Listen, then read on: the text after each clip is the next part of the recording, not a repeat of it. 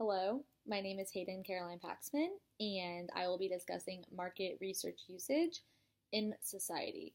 Companies and brands should be using market based research to help develop effective and very useful strategic marketing plans.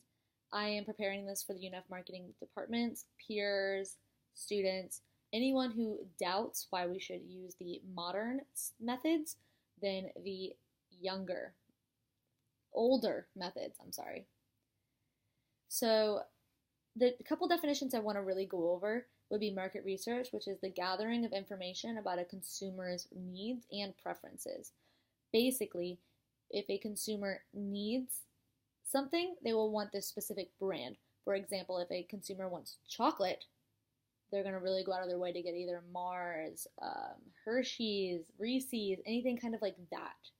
So they need to understand like their target. So they do surveys or polling, something like that. A survey is polling a section of a population to gather data on attitudes, impressions, opinions, and satisfaction. A major example of this is when you go to Chick-fil-A and you get a receipt, then you will see that there is a survey at the bottom to discuss your satisfaction. And they give you a benefit of it. If you complete it, you get maybe a chicken sandwich or like a free drink or something like that.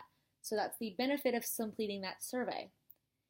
Another definition would be strategic marketing, which is the identification of one or more sustainable competitive advantages a firm has in the markets it serves or that it intends to serve, and the allocation of resources to exploit them. So basically, they make the plan, they develop it, and then they figure out how they want to delegate and target those specific markets, demographics, all those types of things. There are basically two types of surveys, a questionnaire and an interview. So a questionnaire is just questions with answer boxes, fill in the blanks, text boxes, and it's just to collect data. It can be written, printed, structured, or unstructured to the extent the researcher would like it to be. So basically, you can just sit there, fill it out, just turn it in, email it, it's fine. But the interviewer will not know your body language. They will not know if you actually like it. They cannot ask questions to know like how to clarify a part of one of the questions being like, what do you mean by this? An interview is a personalized method with a face-to-face aspect of collecting data for the given questionnaire.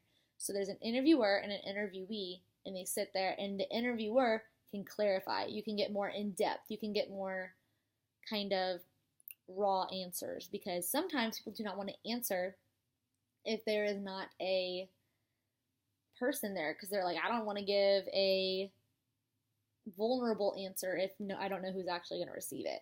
So you kind of get a more face-to-face person contact. They can also clarify these questions, and they can read their body language to see if they're rolling their eyes, sitting cross-legged, or overall just like that.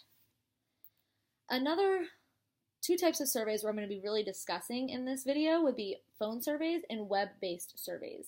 A phone survey, a positive aspect of it, and I quote, integration of the household travel survey and the student travel survey had a positive effect on the sampling coverage and data quality.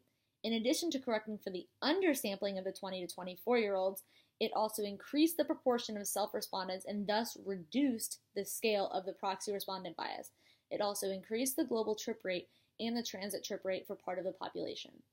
So basically, they figured out that 20 to 24-year-olds are not going to answer their phone. If they don't know the number, they're not answering it. So basically, they discovered that they need to really focus on the older demographic and figuring out how to get people to respond. And once they started figuring out that benefits outweigh the negatives, they started giving people money and prizes and things like that. A web-based survey, the positivity comes from the results. I quote, results of this study suggest that we are just beginning to tap into the potential of using instructions and virtual presence in a non-aversive way to prevent CR on internet-based surveys. Internet-based surveys will become even more useful when CR can be avoided altogether, and this study attempts to move us one step closer to achieving that goal. So, web-based surveys, people are more likely to answer because they don't care if they're going quick. They're all super into it because people these days do not have the time. They blame everything on time. I don't have time to do this. But now that we have a web-based survey going around, you can just quickly send a link and they will go answer. It's time is of the essence in today's society.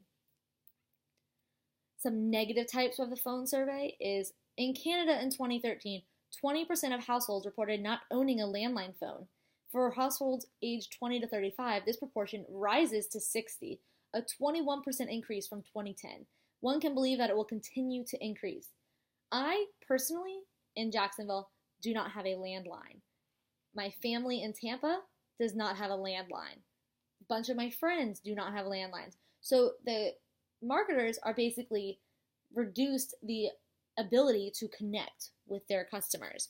So basically, a customer can only be reached 1 out of every 30 times because people do not own landlines anymore.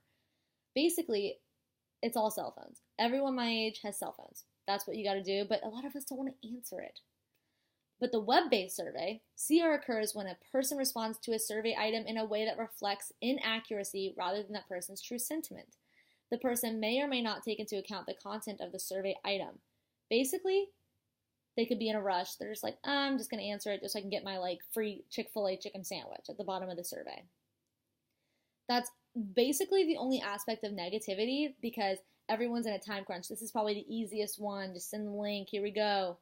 So that goes that the positives outweigh the negatives. So basically, we should just get rid of phone-based surveys altogether. Web-based is much more technological and much more in today's society.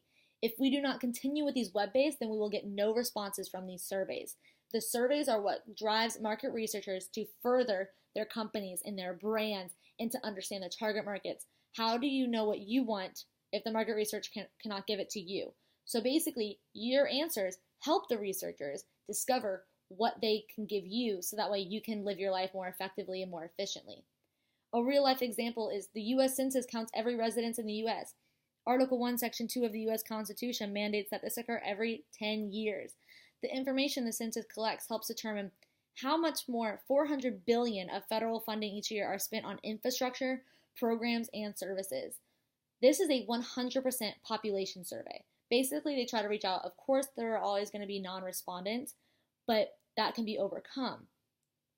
Basically, they figure out what they need to do, where they need to spend it, taxes, all these different things, houses, incomes, and that helps the government, the company, help develop what they can do to help you. So there is a example that has an image that shows the response rate of telephone surveys and web-based survey. The telephone survey, 74 responses. That's not a lot. The web-based survey, bam, 465. Now you see that when you do a web-based survey over a phone-based survey, you will get more results, more responses, just anything that the marketer could need for that perspective. So, thank you. It's been a pleasure. Have a great day.